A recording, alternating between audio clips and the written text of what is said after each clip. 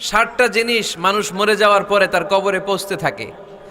ইন্না মিম্মা ইয়ালহাকুল মুমিন মিন হাসানাতিহি বা'দা মাউতিহি, মানুষ মরে যাওয়ার পরেও যে 60টা জিনিস তার কবরে পৌঁছায় তার মধ্যে একটা হচ্ছে মসজিদান বানাহু, সে যে মসজিদ বানিয়ে গিয়েছে ওই মসজিদের সওয়াব। সুবহানাল্লাহ পড়েন। আপনি টাকা দিয়ে মসজিদ বানিয়ে দিলেন, ওই মসজিদে মুসল্লিরা নামাজ পড়ে, রোজাদাররা এসে ওখানে ইফতার খায়, তাহাজ্জুদ আদায়কারীরা তাহাজ্জুদ পড়ে, তাদের সওয়াবের কমতি হবে না, কিন্তু তাদের সওয়াবের একটা পার্সেন্টেজ সওয়াব যে ব্যক্তি মসজিদ বানালো তার আমল নামে আল্লাহ ঢুকিয়ে দেয়। এজন্য বেশি বেশি মসজিদ বানাতে রাজি আছেন তো? আল্লাহর হাবিব সাল্লাল্লাহু আলাইহি ওয়াসাল্লাম বললেন, সাবআতুন ইউযিল্লুহুমুল্লাহু ফি যিল্লিহি ইয়াওমা লা যিল্লা ইল্লা যিল্লু, 7 শ্রেণীর ব্যক্তিকে আল্লাহ তাআলা কিয়ামতের দিন আরশের নিচে ছায়া দিবে, যেদিন আল্লাহর আরশের ছায়া ছাড়া কোনো ছায়া পৃথিবীতে থাকবে না। সেই দিনটা কি এই দিনের মতো? কিয়ামতের দিনটা আজকের এই দিনের মতো হবে? 50,000 বছর হবে। এটা লেন্থ, এটা ডিউরেশন। কাআন সাফসাফা লা তারা ফিহা ইওয়াজা ওয়ালা আমতা, লেভেল প্লেইং ফিল্ড, তামার জমিন। একটু কল্পনা করেন তো ওই দিনটা কত ভয়ঙ্কর। বাবা ছেলেরে চিনবে না ওই দিন, ছেলে বাবারে চিনবে না, স্ত্রী স্বামীকে চিনবে না, স্বামী স্ত্রীকে চিনবে না, পীর সাহেব মুরিদ চিনবে না, মুরিদ পীর সাহেবকে চিনবে না, নেতা কর্মীকে চিনবে না, কর্মী নেতাকে চিনবে না। হায় হায়, ইয়া নাফসি বলে কাঁদবে। সূর্যটা মাথার কাছে চলে আসবে, সূর্যের তাপে মাথার মগজগুলো গলে গলে নাকের ছিদ্র আর কানের ছিদ্র দিয়ে টপ টপ করে বেয়ে বেয়ে পড়বে। তৃষ্ণায় মানুষগুলো পাগল পাড়া, জিহ্বাটা বের হয়ে নাভি পর্যন্ত ঝুলতে থাকবে। সেদিন সবাই পাগলের মতো ছুটতে থাকবে, কোনো ছায়া নাই আল্লাহর আরশের ছায়া ছাড়া। আল্লাহর হাবিব বললেন 7 শ্রেণীর ব্যক্তিকে আল্লাহ তাআলা আরশের নিচে ছায়া দিবেন। এর মধ্যে 1 শ্রেণীর ব্যক্তি রাজুলুন কলবুহু মুআল্লাকুন বিল মাসাজিদ, ওই ব্যক্তি যার হৃদয়টা সবসময় আল্লাহর মসজিদের সাথে লেগে থাকে। মসজিদের সাথে যার হৃদয় লেগে থাকে তাকে আরশের নিচে ছায়া দিবে কে? এজন্য মসজিদের সাথে যেন আমাদের হৃদয়গুলো লেগে থাকে। অনেকেই দেখবেন এত ভালো নামাজে, জোহর পরে টেনশন করে আসরটা কই পড়বো, আসর পরে চিন্তা করে মাগরিবের সময় আমি কোথায় থাকবো, মাগরিবের সময় টেনশন, ইস এশাটা হয়ে গেলেই তো শেষ। এরকম লোক আছে না নাই? এদেরকে সেই কঠিন ভয়াবহ দিনে আরশের নিচে ছায়া দিবে কে? তারপরে মসজিদ আমাদের 4 নাম্বার পদ্ধতি, মসজিদকে পরিচ্ছন্ন রাখা, মসজিদকে ঝাড়ু দেয়া। মসজিদকে যারা পরিষ্কার করে তাদের হৃদয়ের যন্ত্রণা দূর করে দেয় কে? সাইয়েদনা ইব্রাহিম আলাইহিস সালাম এবং ইসমাঈল আলাইহিস সালামকে আল্লাহ তাআলা আদেশ করেছেন, তাহহিরা বাইতিয়া লিত-তাইফিনা ওয়াল আকিফিনা ওয়ার রুকআইস সুজুদ। হে ইব্রাহিম, ইসমাঈল, বাপ বেটা দুইজন মিলে মসজিদ ঝাড়ু দাও। কি ঝাড়ু দাও? মসজিদেরি ঝাড়ু বড়দার, ও কামারে হাত শোনো আমারে মুনাজাত। পড়েন, শোনো শোনো ইয়া এলাহি আমারে মুনাজাত, শোনো আমারে মুনাজাত। পড়েন আমিন। মসজিদ ঝাড়ু দেওয়া মসজিদ আবাদের অন্তর্ভুক্ত। আপনারা কেউ কোনোদিন মসজিদ ঝাড়ু দিয়েছেন নাকি? কে কে দিয়েছেন দেখি? সবাই সবাই মসজিদের খাদেম? মাশাআল্লাহ। আমিও দিছি মসজিদ ঝাড়ু, অনেক দিছি। মাশাআল্লাহ, আল্লাহ তুমি কবুল করো। যাদের হৃদয়ে বড় জ্বালা, ফ্যামিলিতে সুখ নাই, শান্তি নাই, তারা হৃদয়ে প্রশান্তি আনতে চাইলে এতিমখানায় যাবেন, এতিমের মাথায় হাত বুলিয়ে দিবেন, এতিমের মুখে খাবার তুলে দিবেন, আপনার হৃদয়টারে নরম করে দিবে কে? আল্লাহর ঘর মসজিদে যাবেন, নিজ হাতে মসজিদটারে একটু পরিষ্কার করে দিবেন, আপনার জীবনটারে উজালা করে দিবে কে? তাহলে এগুলো করার মাধ্যমে আমরা মসজিদের আবাদ করতে চাই। আমরা মসজিদের আবাদকারী হতে চাই কি চাই না? আল্লাহর ঘর মসজিদ আবাদ করার মতো শ্রেষ্ঠ কাজ পৃথিবীতে হতে পারে না। এই মসজিদের কিছু আদব আছে, আল্লাহ রাসূল সাল্লাল্লাহু আলাইহি ওয়াসাল্লাম বলেছেন এই আদবগুলো মেনটেন করে যেন আল্লাহর ঘর মসজিদের সাথে আমরা ব্যবহার করি। মসজিদের 1 নম্বর আদব হচ্ছে মসজিদে ওযুর সাথে প্রবেশ করা। কিসের সাথে? ওযু করে পরিচ্ছন্ন হয়ে মসজিদে প্রবেশ করা। এজন্য অপবিত্র অবস্থায় গোসল ফরজ, এরকম অবস্থায় মসজিদে ঢোকা যাবে? কথা বলেন, ঢোকা যায়? যেই নারীদের মাসিক চলতেছে, মেনস্ট্রুয়েশনাল পিরিয়ড চলতেছে, ওই নারীদের পক্ষে মসজিদে ঢোকা জায়েজ আছে? নাই। তাহলে এটা হলো 1 নম্বর আদব। মসজিদে ঢোকার সময় কি করে ঢুকবো? অজু করে। আওয়াজ করে বলেন, কি করে ঢুকবো? অজু করে। 2 নাম্বার আদব হচ্ছে মসজিদে যাওয়ার সময় সবচেয়ে ভালো জামাটা পরে যাব, সবচেয়ে ভালো পাঞ্জাবিটা পরে যাব। জান তো আপনারা? না সবচেয়ে সিরাটা পরে যান? হ্যাঁ, অনেকের নামাজের জন্য একটা পুরান জামা আছে, সিরা পাড়া, এদিকে হাত উঠাইলে দিকতে দেখা যায়, আছে না নাই? সবচেয়ে সিরা পাড়াটা রাখে নামাজের জন্য, কপাল পোড়া। আর সুন্নাতে খাতনার অনুষ্ঠানে গেলে মাশাআল্লাহ লেহেঙ্গা গায়ে দেওয়া যায়, আছে না নাই? না, আপনি ইবাদতের জন্য সবচেয়ে সুন্দর জামাটা রাখবেন। এজন্য রাব্বুল আলামিন বলেন, ইয়া বানি আদম খুযু জিনাতাকুম ইনদা কুল্লি মসজিদ। ও বনি আদম, তুমি যখন আল্লাহর ঘর মসজিদে ঢুকবা, ও বনি আদম, তুমি যখন নামাজের মুসল্লায় দাঁড়াবা, তোমার সবচাইতে দামি, সবচাইতে সুন্দর জামাটা গায়ে দিয়ে তুমি নামাজে দাঁড়াও। ঠিক কি না? তাহলে এখন মসজিদে যাওয়ার সময় কি গায়ে দিয়ে যাবেন বলেন? খিতা করবাইন? হ্যাঁ, মাশাআল্লাহ, হ্যাঁ, সবচেয়ে ভালো কাপড়টা আয়রন করে পারফিউম মেখে তারপরে আমরা যাব। রাজি আছেন তো? 3 নাম্বার আদব হচ্ছে মসজিদে ঢোকার সময় বাম পা দিয়ে ঢুকতে হয়।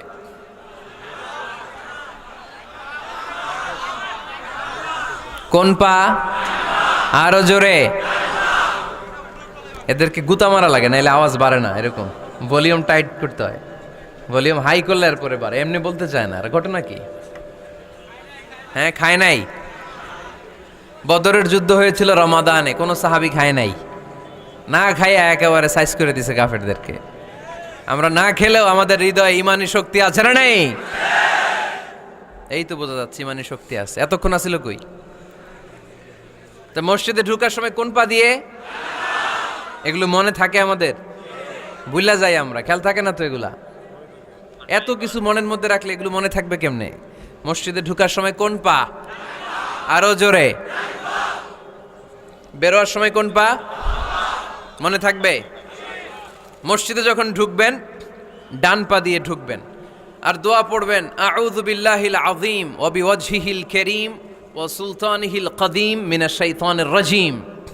বিষ্ণু ইসলাম বললেন, যে ব্যক্তি মসজিদে ঢোকার সময় এই দোয়াটা পড়বে, শয়তান আফসোস শুরু করে, সে বলে, হায় হায়, আজকের দিনের জন্য, সারা দিনের জন্য তো তুই আমার ওয়াসওয়াসা থেকে বেঁচে গেলি, আজকের সারা দিনের জন্য তোরে আমি হারালাম, আজকের সারাটা দিন আল্লাহর পক্ষ থেকে প্রোটেকশন নিয়ে তুই বেঁচে গেলি, আজকের জন্য যা, কালকে তোরে আমি ধরবো। এজন্য এই দোয়াটা পড়ার দরকার আছে না? আউযু বিল্লাহিল আযীম ওয়া বিওয়াজহিল কারীম ওয়া সুলতানিহিল কদীম মিনাশ শাইতানির রাজীম। 4টা বাক্যের দোয়া। মুখস্থ করতে কষ্ট হলে যে ইউটিউবে চলে যাবে আজকেই, ওখান থেকে শুনে আপনারা মুখস্থ করে নেবেন, এই দোয়াটা পড়বেন। তাহলে ওই দিনের জন্য শয়তানের ওয়াসওয়াসা, টেম্পটেশন, প্রভোকেশন থেকে আপনি আল্লাহ তাআলার প্রোটেকশনে চলে গেলেন। সুবহানাল্লাহ পড়েন। তারপরে আল্লাহর হাবিব বললেন, ঢোকার আগে আমারে সালাম দাও। পড়বেন, আসসালামু আলাইকা আইয়ুহান নাবিয়্যু ওয়া রাহমাতুল্লাহি ওয়া বারাকাত। এই 2টা জিনিস যখন করে ফেললেন, তখন ডান পা দিয়ে পড়বেন, আল্লাহুম্মা আফতাহ লি আবওয়াবা রাহমাতিক। সুবহানাল্লাহ পড়েন। আল্লাহুম্মা আফতাহ লি, ও আল্লাহ আমার জন্য তুমি খুলে দাও, আবওয়াবা রাহমাতিক, তোমার রহমতের দরজা। তার মানে মসজিদে ঢুকলে রহমত পাওয়া যায় কি যায় না? মসজিদে ঢুকলে পাওয়া যায় রহমত, মসজিদের বাইরে রহমতের কথা আল্লাহ বলে নাই। মসজিদের ভিতরে রহমত। কোথায় রহমত? কোথায়? মসজিদের ভিতরে রহমত আছে না? তার প্রমাণ, মসজিদে ঢুকলেই শান্তি লাগে কেমন জানি, আর ঘুমে ধরে। মসজিদে ঘুমাইছেন কারা কারা দেখি? সবাই ঘুমাইছেন? আরে আমি কত ঘুমাইছি। জুমার নামাজের সময় যে কি ঘুম আসে, আসে আসে, কমন পড়ছে, একেবারে কমন পড়ে গেছে, ঘুম আসে। কারণ রহমত, রহমতের ঝিরি ঝিরি বাড়ি ধারা আল্লাহ তাআলা আরশের উপর থেকে নাজিল করতে থাকেন, আর এই রহমতের কারণে হৃদয়টা প্রশান্ত হয়ে যায়, অনেকের ঘুমও চলে আসে। ঠিক কি না? এজন্য আল্লাহুম্মা আফতাহ লি আবওয়াবা রাহমাতিক, ও আল্লাহ তোমার রহমতের দরজাগুলো আমার জন্য খুলে দাও। এই দোয়া পড়লে রহমতের দরজা খুলে দেয় কে? আবার মসজিদ থেকে যখন বের হবেন তখন কোন পা দিয়ে? জোরে বলেন। বাম পা দিয়ে কি পড়বেন? আল্লাহুম্মা ইন্নী আসআলুকা মিন ফাদলিক, ও আল্লাহ তোমার কাছে আমি তোমার পক্ষ থেকে ফদল চাই, মানে রিজিক চাই। রিজিক দেয়ার মালিককে। তার মানে খুব সোজা সাপটা কথা হচ্ছে, মসজিদের ভিতরে পাওয়া যায় রহমত, আর বাইরে পাওয়া যায় ফদল বা রিজিক। বাইরে পাওয়া যায় কি? রিজিক। মসজিদের ভিতরে রিজিক আছে, তার মানে সারাদিন মসজিদে বসে থাকলে রিজিক মিলবে। নামাজের সময় নামাজ পড়তে হবে, কাজের সময় কাজ করতে হবে, এটাই হচ্ছে ইসলামের বিধান। নামাজের সময় নামাজ, কাজের সময়। আমি প্রশ্ন করব, আওয়াজ করে উত্তর দেন। নামাজের সময়, কাজের সময়, নামাজের সময়, কাজের সময়, এটা মনে থাকবে। এজন্য আল্লাহ বললেন, ফাইদা কুদিয়াতিস সালাতু ফান্তাশিরু ফিল আরদি ওয়াবতাগু মিন ফাদলিল্লাহ। যখন তোমাদের সালাত শেষ হয়ে যায়, আল্লাহর রিজিক অন্বেষণের জন্য আল্লাহর জমিনে তোমরা ছড়িয়ে যাও। নামাজের সময় আসবেন, নামাজ শেষ বের হয়ে যান। ফান্তাশিরু ফিল আরদ, জমিনে ছড়িয়ে পড়ো। নামাজ শেষ, চেয়ারম্যান সাহেব চলে যাবে ইউনিয়ন পরিষদের ভেতরে, ছাত্ররা চলে যাবে হাই স্কুলে, মেম্বার অব দ্য পার্লামেন্ট চলে যাবে সংসদে, সেনাবাহিনীর লোকেরা চলে যাবে ক্যান্টনমেন্টে, ব্যবসায়ীরা চলে যাবে তাদের বাজারে, সিএনজি ওয়ালারা সিএনজি নিয়ে ব্যবসা শুরু করবে, রাস্তায় নেমে যাবে, চিল্লায় বলেন ঠিক কিনা? এটাই ইসলামের বিধান। নামাজের সময় নামাজ, কাজের সময়। আচ্ছা, তাহলে প্রথম সুন্নাত পেলাম, পবিত্র হয়ে ঢুকবো, ভালো জামা পরে ঢুকবো। 2 নাম্বার। 3 নাম্বার, ঢুকার সময় কোন পা, বের হওয়ার সময়। 4 নাম্বার, মসজিদে ঢুকেই 2 রাকাত। মসজিদে ঢুকে কয় রাকাত পড়েন আপনারা? তাহিয়াতুল মসজিদ। মসজিদে আপনি ওয়েলকাম জানাবেন, ঢুকেই 2 রাকাত পড়বেন, ওযু করলেই 2 রাকাত। আল্লাহর হাবিব সাল্লাল্লাহু আলাইহি ওয়াসাল্লাম মসজিদে নববীতে জুমার খুতবা দিচ্ছেন। খুতবা চলাকালীন সময়ে এক সাহাবী এসে মসজিদের মধ্যে বসে পড়লেন। আল্লাহর হাবিব সাল্লাল্লাহু আলাইহি ওয়াসাল্লাম সাহাবীরে বললেন, দাঁড়াও। সাহাবী দাঁড়ালেন। আল্লাহর নবী জিজ্ঞেস করলেন, কেন বসে বললা? 2 রাকাত পড়ছো নাকি? সাহাবী বলে, পড়ি নাই। বিশ্বনবী বললেন, তাহলে তাড়াতাড়ি 2 রাকাত নামাজ পড়ে বসে যাও। সুবহানাল্লাহ পড়েন। 2 রাকাত পড়ো নাই তো পড়ো, দাঁড়াও, তারপরে বসো। দেখেন, খুতবা চলাকালীন সময়ে আমাদের খতিবরা কখনো খুতবা থামায়? কথা বুঝেন নাই? জুমার খুতবা আপনারা শোনেন না? খুতবা চলতেছে, ওই মুহূর্তে ইমাম সাহেবরা কখনো খুতবা থামায়? মাঝখানে কোনো ঝামেলা হইলে থামায় না। প্রথম খুতবা শেষ, বসে, তারপরে দ্বিতীয় খুতবা। খুতবার মাঝখানে কোনো থামাথামি নাই। কিন্তু আল্লাহর হাবিব সাল্লাল্লাহু আলাইহি সাল্লাম কেমন খতিব ছিলেন দেখেন। আল্লাহর হাবিব সাল্লাল্লাহু আলাইহি সাল্লামের খুতবা দেওয়ার স্টাইল অ্যান্ড অ্যাটিটিউড এবং আমাদের খুতবা দেওয়ার স্টাইল অ্যান্ড অ্যাটিটিউড, আল্লাহ রাসূল সাল্লাল্লাহু আলাইহি সাল্লামেরটা কত প্রাণবন্ত ছিল। আল্লাহ রাসূল সাল্লাল্লাহু আলাইহি সাল্লাম সোসাইটি ওরিয়েন্টেড একজন পার্সোনালিটি ছিলেন, সমাজের মানুষ কেন্দ্রিক, খুব সামাজিক ছিলেন আল্লাহ রাসূল সাল্লাল্লাহু আলাইহি সাল্লাম। তিনি দেখলেন একজন বসে পড়ছে, উনি খুতবা থামায় দিলেন। জুমার খুতবা থামায় বললেন, এই নামাজ পড়ছো না? পড়ো, 2 রাকাত পড়ো। আবার খুতবা শুরু করলেন। সুবহানাল্লাহ পড়বেন না? একবার তিনি খুতবা দিচ্ছেন, দেখলেন আল্লাহ রাসূল সাল্লাল্লাহু আলাইহি ওয়াসাল্লামের 2 জন নাতি হাসান আর হুসাইন রাদিয়াল্লাহু তাআলা আনহুমা, ছোট্ট মানুষ, কাতারের ভিতরে ঢুকে কোনো সাহাবী টুপি টান দেয়, কারো পাগড়ি ধরে টান দেয়, একজন এদিকে দৌড় দেয়, আরেকজন ওদিকে দৌড় দেয়। মসজিদে একটা ডিস্টার্ব হচ্ছে। আল্লাহর হাবিব সাল্লাল্লাহু আলাইহি ওয়াসাল্লাম খুতবা থামিয়ে দিলেন, মিম্বার থেকে নেমে আসলেন, 2 নাতিকে 2 হাতে ধরলেন, ধরে আস্তে করে জান্নাতের এই 2 সর্দারকে নিয়ে মিম্বারের উপরে দাঁড়ালেন। এই হাতে এই নাতি, ওই হাতে আরেক নাতি। এরপর দাঁড়িয়ে দাঁড়িয়ে তিনি বাকি খুতবা দিলেন। পড়েন সুবহানাল্লাহ। কত প্রাণবন্ত খুতবা। উনিও খুতবা দিতেন, আমরাও খুতবা দেই। আল্লাহর হাবিব সাল্লাল্লাহু আলাইহি ওয়াসাল্লাম খুতবা দিচ্ছেন, এক সাহাবী এসে বলল, ইয়া রাসূলুল্লাহ, মদিনায় দুর্ভিক্ষ, বৃষ্টি নাই, আপনি বৃষ্টির দোয়া করেন। রাসূল সাল্লাল্লাহু আলাইহি ওয়াসাল্লাম খুতবা থামায় দিলেন, থামাই দিয়ে দোয়া শুরু করলেন, আল্লাহুম্মা আসকিনা গাইসান মুগীসান মারিআন মুরিআন নাফিআন গায়রা দার আজিলান গায়রা আজল। আল্লাহ, উপকারী বৃষ্টি দেন, যে বৃষ্টিতে আমাদের ফসল জন্মাবে, সবুজ ঘাস লতা পাতা জন্মাবে, আমাদের গবাদি পশুর রিজিক বাড়বে, এরকম উপকারী বৃষ্টি আমাদেরকে দিয়ে মদিনাটারে ধন্য করে দেন। বৃষ্টি শুরু হলো, জুমাবার বৃষ্টি, শনি রবি সোম মঙ্গল বুধ বৃহস্পতি শুক্র, টানা 7 দিন বৃষ্টি। এবার বৃষ্টির চোটে মদিনায় বন্যা হয়ে গেছে। এতদিনে দুর্ভিক্ষ, এতদিনে কি? এখন বৃষ্টির বরকতের দোয়া করছে, বৃষ্টিতে এবার বন্যা। যেই সাহাবী বৃষ্টির জন্য দোয়া করতে বলেছিলেন, পরের জুমাবারের খুতবার সময় এসে ওই সাহাবী বলেন, ইয়া রাসূলুল্লাহ, আবার খুতবার মাঝখানে, ইয়া রাসূলুল্লাহ, আর বৃষ্টির দরকার নাই, আর দরকার নেই, এবার বৃষ্টি বন্ধের দোয়া করেন। আল্লাহর হাবিব সাল্লাল্লাহু আলাইহি ওয়াসাল্লাম খুতবা থামিয়ে আবার বন্ধের দোয়া, আল্লাহুম্মা হাওয়ালাইনা ওয়ালা আলাইনা, হে আল্লাহ আমাদের চারিদিকে দেন, মদিনাতে আর বৃষ্টির দরকার নাই। চিল্লায় পড়েন সুবহানাল্লাহ। এজন্য খতিব হবে এরকম প্রাণবন্ত খতিব। সমাজে কি চলে, কি ক্রাইসিস, কি সংকট, ইয়াংরা কোন সমস্যায় ভোগে, আমাদের রাজনৈতিক অঙ্গনে কি সমস্যা, আমাদের অর্থনৈতিক অঙ্গনে কি সমস্যা, আমাদের সামাজিক অঙ্গনে কি সমস্যা, আমাদের পরিবারগুলোর ভেতরে কি ঝামেলা, প্রত্যেকটা কথা মসজিদের মিম্বার থেকে আসার দরকার আছে না নাই? আল্লাহর হাবিব সাল্লাল্লাহু আলাইহি ওয়াসাল্লাম এভাবেই সমাজকে ঠিক করে দিতেন। 2 রাকাত মসজিদে ঢুকে আজকে থেকে আমরা পড়ব। মসজিদে ঢুকলেই কয় রাকাত মনে থাকবে না ভুলে যাবেন? তারপরে আল্লাহর হাবিব সাল্লাল্লাহু আলাইহি ওয়াসাল্লাম বলেছেন, খবরদার কবরের উপর মসজিদ বানিও না।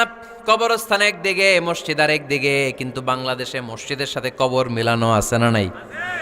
ছোট্ট একটা মসজিদ কিন্তু এত বড় বাবার কবর আছে না নাই? না, এগুলো করবেন না আপনি। আগে হবে মসজিদ, পরে কবরস্থান। যেমন মসজিদে নববী হয়েছে আগে, তারপরে বিশ্বনবীর কবর এখানে আছে না নাই? মসজিদে নববী প্রতিষ্ঠিত হয়েছে আগে, পরে বাকি কবরস্থান আছে না নাই? কিন্তু কোন আল্লাহর ওলির কবরস্থানের উপরে যদি মসজিদ বানান, তার উপর লানাত দিয়েছে কে? লাআনা রাসূলুল্লাহ আলাল ইয়াহুদ ওয়ান নাসারা ইত্তাখাযু কুবুর আমবিয়াইহিম মাসাজিদা। আল্লাহর রাসূলের লানত ইহুদি নাসারাদের উপর, কারণ ইহুদি আর নাসারাদের একটা খাসলাত, একটা বৈশিষ্ট্য ছিল, তারা তাদের নবীদের কবরের উপরে মসজিদ বানায় ফেলতো। এটা করা যাবে? এজন্য এলাকায় এলাকায় এই ঝামেলা, কবর আর মসজিদ হবে আলাদা। আবার মসজিদের কেবলার দিকে যেন কবরস্থান না হয়, তাহলে শিরক হওয়ার সম্ভাবনা আছে না নাই? খুব সাবধান, আল্লাহ সব মাফ করে কিন্তু শিরক মাফ করে না, ঠিক কি না? শিরক হচ্ছে মহাপাপ, সব পাপের বাপ। এজন্য আমরা সব করলেও শিরকের গুনাহ মুসলমান কখনো করতে পারে। এরপর আল্লাহর হাবিব বললেন, মসজিদকে পরিষ্কার পরিচ্ছন্ন রাখো, এটাও মসজিদের আদাব। মসজিদে আতর লাগিয়ে দেন, বাখুর জ্বালিয়ে দেন। আপনাদের এই এলাকার মধ্যে তো বাখুরের অভাব নাই, আগরের অভাব নাই, ঠিক কিনা? গতকাল প্রোগ্রাম ছিল কই? সুজানগর, আগরের রাজধানী। আগর চিনেননি আপনারা? হ্যাঁ, এই যে দেহনেল উদ পারফিউম, আপনাদের এই যে মাহাতাব সাহেবের আল হারামাইন, এরপরে যে আজমল কোম্পানি, এও আপনাদের এই মৌলভীবাজার এলাকার। এরকম অনেক কোম্পানি আছে দুবাই ভিত্তিক, গোটা বিশ্বে ওনারা ব্র্যান্ডিং করেছে। এগুলোর র ম্যাটেরিয়াল, কাঁচামাল যায় হচ্ছে আপনাদের মৌলভীবাজার থেকে। ছেলের বউ শাশুড়ির ওয়াজ গতকাল করছি, শুনে নিন। শাশুড়ি আর বৌমার কিলাকিলি, গতকালের ওয়াজের বিষয় ছিল কি? শাশুড়ি বৌমার কিলাকিলি কি করে থামাবেন, শুনে নিন। আচ্ছা ঠিক আছে, মুফতি সাহেবদের কাছ থেকে জেনে নেবেন এই প্রশ্ন। আমি উত্তর দিলে আবার কিলাকিলি লেগে যাবে বাংলাদেশ। কিলাকিলির দরকার নাই। সম্মানিত ভাইয়েরা, মসজিদ পরিষ্কার পরিচ্ছন্ন রাখবেন, এই বাখুর জ্বালাবেন, দেহনেল উদ, এই পারফিউমগুলো ছড়িয়ে দিবেন। মসজিদের মধ্যে অনেক মসজিদে দুর্গন্ধ আছে না নাই? এই কার্পেটের মধ্যে ময়লা, পরিষ্কার করে না। আল্লাহর হাবিব সাল্লাল্লাহু আলাইহি ওয়াসাল্লাম বলেছেন, খবরদার। আম্মা জান আয়েশা বর্ণনা করেন, আমার রাসূলুল্লাহ সাল্লাল্লাহু আলাইহি ওয়াসাল্লাম বিবিনাইল মসজিদ ফি দুয়ার ওয়া আন তুতাইয়াবা ওয়া তুনাযাফ। আমরা যেন এলাকা এলাকায় মসজিদ বানাই, মসজিদগুলোকে যেন পারফিউম দিয়ে, আতর দিয়ে সুগন্ধময় করে দেই। বিশ্বনবী আদেশ করেছেন, সুবহানাল্লাহ পড়েন। এজন্য কোনো অপরিচ্ছন্ন মসজিদ থাকতে পারবে না। মসজিদের পাশ দিয়ে গেলে আতরের ঘ্রাণে আমোদ হয়ে লোকজন যেন বুঝতে পারে এটা আল্লাহর ঘর, মসজিদ। চিল্লায় বলেন ঠিক কিনা? এরপরে আল্লাহর হাবিব সাল্লাল্লাহু আলাইহি ওয়াসাল্লাম বলেছেন, মসজিদের আর একটা আদব হলো মসজিদকে অতিমাত্রায় ডিজাইন না করা। বেশি ডিজাইন করা যাবে না। এমন ডিজাইন করা যাবে না যে এটা মসজিদ বোঝাই যায় না। এত লাইটিং ফাইটিং করে, এটা কি মসজিদ না কমিউনিটি সেন্টার বোঝাই যায় না। আছে না নাই? আছে। এরকম যেন আমরা না করি সম্মানিত ভাইয়েরা। বিশেষ করে মসজিদের সামনের দেয়ালে। কোন দেয়ালে? সামনের দেয়ালটা, কেবলার দিকে যেই দেয়াল, এই দেয়ালটা হতে হবে ফ্রেশ, যাতে করে মানুষের দৃষ্টি আকর্ষণ না করে। প্রায় মসজিদের দেয়ালের মাঝখানে দেখবেন আপনি ক্যালেন্ডার ঝুলায় রাখে, আছে না নাই? মৌলভীবাজারের কি অবস্থা? সেটা খবর আছে? তো এই যে ক্যালেন্ডার ঝুলায় রাখে, ওইখানে দেখবেন বিভিন্ন মসজিদের ছবি, এতিমখানার ছবি, মানুষের ছবি। তো মানুষ নামাজও পড়ে, আবার ওগুলোও তাকায়, আছে না নাই? প্রথম কাতারে পরে ওইখানে কি লেখা, এগুলো পরে, তার ডিস্টার্ব হচ্ছে না? এই মুসল্লির দৃষ্টি যাতে অন্যদিকে না যায়, এটা খেয়াল রাখতে হবে। যদি পারা যায়, মসজিদের সামনে কোনো ঘড়ি টড়ি চলবে না। ঘড়ি মসজিদের পেছনের দেয়ালে, সময়সূচি পেছনের দেয়ালে, সব পেছনে। সময় কয়টা বাজে ওটা ইমাম দেখলেই চলবে, ইমাম এভাবে দেখে নিবে, আপনারাও দেখে নেবেন। কিন্তু সামনের দেয়ালটা যত সিম্পল করা যায়। আল্লাহর হাবিব সাল্লাল্লাহু আলাইহি ওয়াসাল্লাম নামাজ পড়া অবস্থায় সামনে এমন কিছু রাখতেন না যেটাকে যেটার দ্বারা আল্লাহর হাবিব সাল্লাল্লাহু আলাইহি ওয়াসাল্লামের সালাতে মনোযোগ অন্যদিকে চলে যায়। আমরা যখন সালাত পড়ি, যদি অন্যদিকে তাকাই, ফেরেশতার মাধ্যমে আল্লাহ একটা ডাক দেয়, বলে আকবিল, এই বান্দা ফিরে আয়, তোর নজর থাকা দরকার সেজদার জায়গায়, ফিরে আয়। আপনি আবার যখন অন্যদিকে তাকান, আল্লাহ বলে ফিরে আয়, সেজদার দিকে তাকা। আপনি আবার যখন ঘড়ির দিকে তাকান, আল্লাহ বলে আকবিল, ফিরে আয়, সেজদার দিকে তাকা। আপনি যখন আবার অন্যদিকে তাকান, তখন আল্লাহ বলে লা হাজাতা লি ইলা সালাতিক, তোর এই নামাজের দরকার আমার নাই। নাউজুবিল্লাহ পড়বেন না? তোর এই নামাজের দরকার আমার নাই। অজু করে কষ্ট করে যাকে খুশি করার জন্য আপনি সালাতে দাঁড়ালেন, উনি যদি বলে এই নামাজের দরকার নাই, তা কার জন্য নামাজ পড়লেন আপনি? কথা কি বুঝতে পেরেছেন? এই জন্য এলাকার গণ্যমান্য ব্যক্তিবর্গ আছে, আমাদের চেয়ারম্যান সাহেব আছে, আরো অন্যান্য বিজনেস ম্যাগনেটরা আছে, আপনারা মসজিদ যখন নির্মাণ করবেন, সামনের দেয়ালটা যত সাদামাটা হতে পারে ততই ভালো। এমনকি জায়নামাজের মধ্যে এখন কাবা ঘরের ছবি আছে না নাই? আছে না?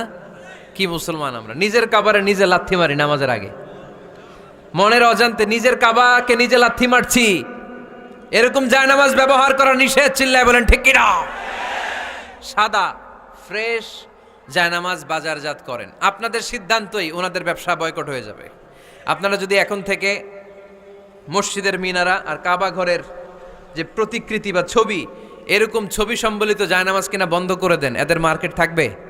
কথা বলেন। কালকে থেকে আমরা জায়নামাজ কেনার সময় ফ্রেশ জায়নামাজ কিনবো। কোনো মসজিদ, কোনো মিনার, আমাদের কাবা ঘরের ছবি সম্বলিত কোনো জায়নামাজ কিনা যাবে? আওয়াজ করে বলেন, যাবে? যাবে না। এগুলো হচ্ছে মসজিদের আদাব, এগুলো রক্ষা করে মসজিদে ঢোকার দরকার আছে না নাই? তাহলে মসজিদ সবার। মসজিদ আল্লাহর হাবিব সাল্লাল্লাহু আলাইহি ওয়াসাল্লাম খ্রিস্টানদেরকেও মসজিদে ঢুকতে দিয়েছেন, আর আমরা মুসলমান ভাইয়ের জন্য মসজিদে তালা ঝুলাই দেই, আছে না নাই?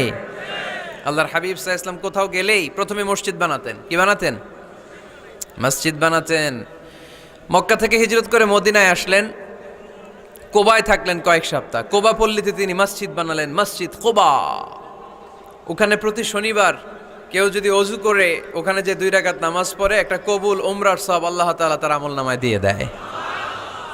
মসজিদে কোবা বানালেন। তারপরে মদিনায় এসে মসজিদে নববী বানালেন আল্লাহর হাবিব সাল্লাল্লাহু আলাইহি ওয়াসাল্লাম, মসজিদে নববী। এটা ছিল আল্লাহ রাসূল সাল্লাল্লাহু আলাইহি ওয়াসাল্লামের বৈশিষ্ট্য। কোথাও গেলেই তিনি মসজিদ বানাতেন। মসজিদে নববী, হায় রে, এখন তো কত সুন্দর মসজিদ আমরা দেখি, আমরা যে সালাত পড়ি। আল্লাহর হাবিব সাল্লাল্লাহু আলাইহি সাল্লামের সময় মসজিদে নববী কি এরকম ছিল? কথা বলেন। ফ্লোর ছিল বালুর ফ্লোর। কিসের ফ্লোর? আমাদের মসজিদের ফ্লোর কিসের? টাইলস। আর আল্লাহ রাসূল সাল্লাল্লাহু আলাইহি ওয়াসাল্লামের মসজিদে নববীর ফ্লোর কিসের? কথা বলে না তো, আওয়াজ করে উত্তর দেন না কেন? কষ্ট হচ্ছে? দুপুরে খাইছেন না সবাই? কেন খান নাই কেন? রোজা রাখছিলেন? হ্যাঁ, ফজর বাদে আইছি। আচ্ছা ঠিক আছে, ঠিক আছে। আচ্ছা আচ্ছা, সাউন্ড নাই, কথা শোনা যায় না? তো এইটা শুনলা কেমনে?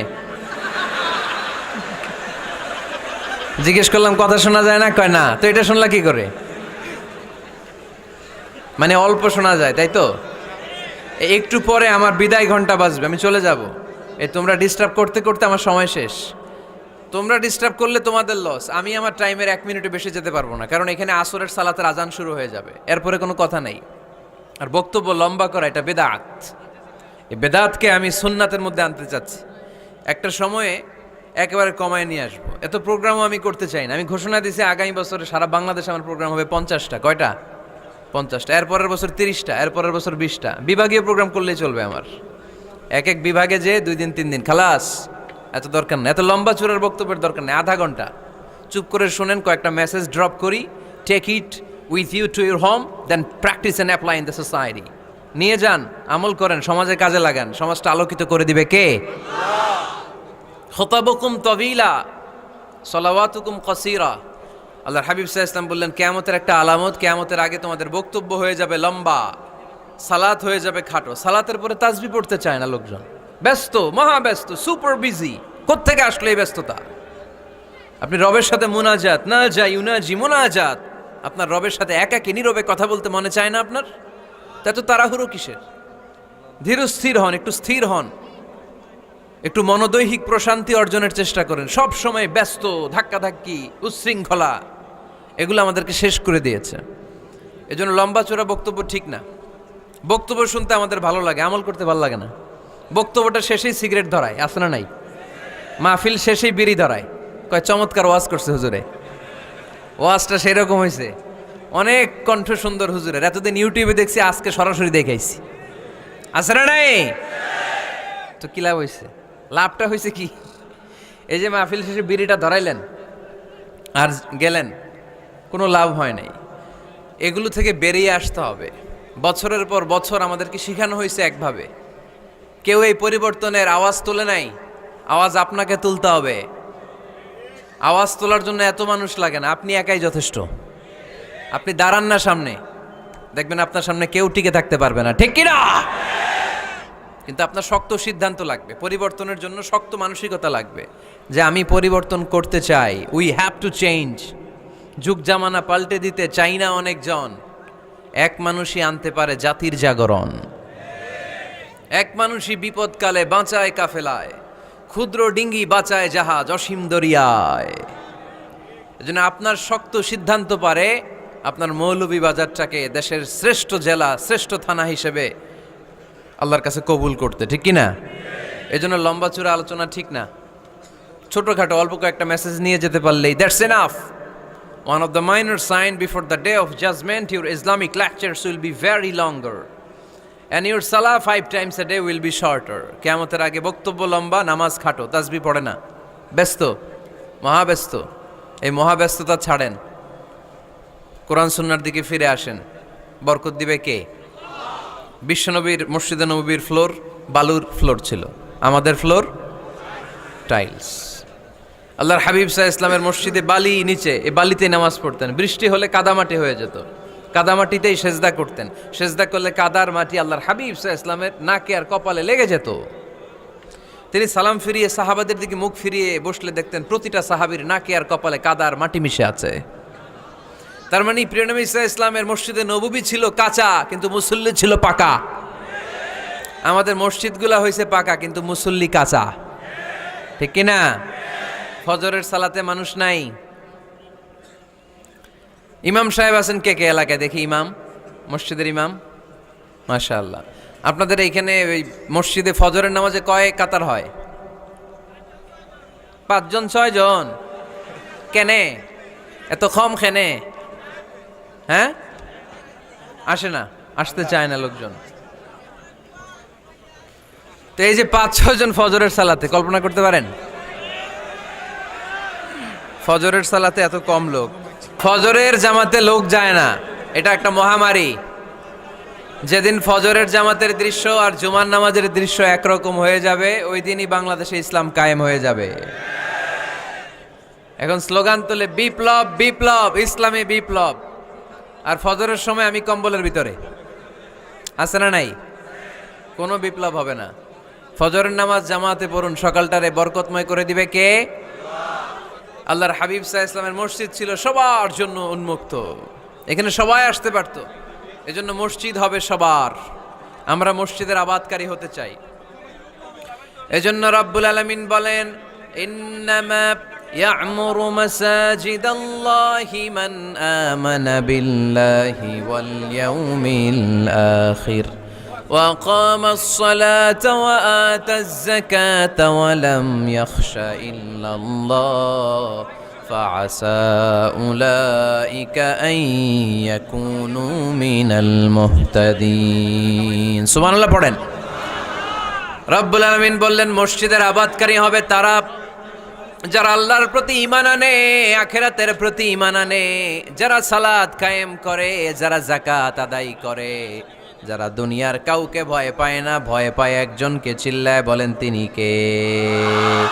যাদের হৃদয়ে আছে আল্লাহর ভয়, তারা কবু পথ ভুলে যায় না। আল্লাহর প্রেম ছাড়া এই দুনিয়ায় কারো কাছে কোনো কিছু চায় না, ঠিক কিনা? তাহলে যারা মসজিদের আবাদকারী এরা ভয় পায় একজনকে, চিল্লায় বলেন তিনি কে? মসজিদের আবাদকারীদের প্রথম গুণ, তারা আল্লাহ বিশ্বাস করে, তারা আখিরাতে বিশ্বাস করে, তারা সালাত কায়েম করে, তারা যাকাত আদায় করে, তারা আল্লাহ ছাড়া পৃথিবীর কাউরে ভয় পায় না। আল্লাহ বলেন ফাআসা উলাইকা আইয়াকুনু মিনাল মুহতাদিন, আশা করা যায় তারাই হলো হেদায়েতের রাস্তার উপরে আছে। ঠিক কি না? তারাই মসজিদের আবাদকারী, যারা মসজিদে যায় সালাত আদায় করে।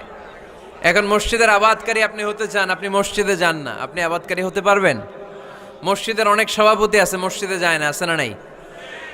মৌলভীবাজারে এই সমস্যা বোধহয় নাই। মসজিদের সেক্রেটারি মসজিদে যায় না, আছে না নাই? তাহলে হইলো, এটা হইলো, এটা মেনে নেওয়া যায়? এজন্য সভাপতি সাহেবরা, আপনি কষ্ট করে মসজিদ বানিয়েছেন, মসজিদে যাবেন। এই কথা বলেন কেন? এত দিকে বিশৃঙ্খলা হইলে কেমন হবে? বসেন আর অল্প কয়েক মিনিট। সভাপতি সাহেব আপনি মসজিদে যাবেন, সেক্রেটারি সাহেব আপনি মসজিদে যাবেন, তাহলে আপনি সঠিক মসজিদের আবাদকারী হবেন। ঠিক কিনা? আমরা মসজিদের আবাদকারী হতে চাই ইনশাআল্লাহ। পড়েন উমরানুল মাসাজিদ। মসজিদের আবাদ কি করে করতে হয়? মসজিদ আবাদ করার এক নাম্বার মাধ্যম হচ্ছে মসজিদ নির্মাণ করা। কি করা? নির্মাণ করা। খেয়াল করবেন, আল্লাহর হাবিব সাল্লাল্লাহু আলাইহি ওয়াসাল্লাম বলেছেন, মান বানা মসজিদান মিন মালিহি ফিদ দুনিয়া বানাল্লাহু লাহু বাইতান ফিল জান্নাহ। যে ব্যক্তি নিজের পকেটের টাকা খরচ করে দুনিয়াতে মসজিদ বানায়, আল্লাহ তাআলা তার জন্য জান্নাতে ঘর বানায়। 60টা জিনিস মানুষ মরে যাওয়ার পরে তার কবরে পৌঁছতে থাকে। ইন্না মিম্মা ইয়ালহাকুল মুমিন মিন হাসানাতিহি বা'দা মাউতিহি। মানুষ মরে যাওয়ার পরেও যে 60টা জিনিস তার কবরে পৌঁছায়, তার মধ্যে একটা হচ্ছে মসজিদান বানাহু। সে যে মসজিদ বানিয়ে গিয়েছে, ওই মসজিদের সওয়াব। সুবহানাল্লাহ পড়েন। আপনি টাকা দিয়ে মসজিদ বানিয়ে দিলেন, ওই মসজিদে মুসল্লিরা নামাজ পড়ে, রোজাদাররা এসে ওখানে ইফতার খায়, তাহাজ্জুদ আদায়কারীরা তাহাজ্জুদ পড়ে, তাদের সওয়াবের কমতি হবে না, কিন্তু তাদের সওয়াবের একটা পার্সেন্টেজ সওয়াব যে ব্যক্তি মসজিদ বানালো তার আমল নামে আল্লাহ ঢুকিয়ে দেয়। এজন্য বেশি বেশি মসজিদ বানাতে রাজি আছেন তো? তাহলে মসজিদ আবাদ করার প্রথম মাধ্যম হচ্ছে মসজিদ বানানো। 2 নাম্বার মাধ্যম হচ্ছে মসজিদে যে জামাতে সালাত আদায় করা। জামাতে সালাতুল জামাআ তাফদুলু সালাতাল ফাযযি বি27 দারাজা। ঘরে নামাজ পড়লে, একা একা পড়লে যেই সওয়াব, জামাতে পড়লে 27 গুণ বেশি সওয়াব। সুবহানাল্লাহ বলতে পারলেন না? হে নামাজি আমার ঘরে নামাজে পড়ো আজ, দিলে মে তোমার চরণ তলে হৃদয় যায় নামাজ। হে নামাজি আমার ঘরে নামাজে পড়ো আজ, দিলে মে তোমার চরণ তলে হৃদয় যায় নামাজ। পড়েন আল্লাহু আকবার। কি সুন্দর লিখেছেন কাজী নজরুল ইসলাম। মসজিদ কেমন যেন মসজিদ তার নিজের ভাষায় আল্লাহর কাছে কেঁদে কেঁদে ফরিয়াদ জানায়, আল্লাহ নামাজিরা আমার ঘরে আসে না, কি সুন্দর টাইলস, কি সুন্দর মুসল্লা, কি সুন্দর এয়ার কন্ডিশন, সব আছে কিন্তু মুসল্লি নাই। ঠিক কিনা? মসজিদগুলো আল্লাহর কাছে ফরিয়াদ জানায়। এজন্য আমরা যেন মসজিদমুখী হই। কি মুখী? আওয়াজ করে বলতে হবে, কি মুখী? মসজিদমুখী। তাহলে মসজিদ আবাদের 1 নাম্বার পদ্ধতি মসজিদ বানানো। 2 নাম্বার মসজিদে বেশি বেশি যে জামাতে সালাত আদায় করা। 3 নাম্বারে মসজিদের সাথে সম্পর্ক জুড়ে দেওয়া, হৃদয়টা যেন সবসময় মসজিদের সাথে লেগে থাকে। খেয়াল রাখবেন, আমাদের মুসলমানদের মসজিদ হিন্দুদের মন্দিরের মতো নয়। কোথায়? আজান হয়েছে? শেষ করে দিব না? সুবহানাকাল্লাহুম্মা বিহামদিকা আশহাদু আল্লা ইলাহা ইল্লা আনতা আস্তাগফিরুকা ওয়া আতুবু ইলাইক। আল্লাহ আমাদের সবাইকে কথাগুলো বুঝার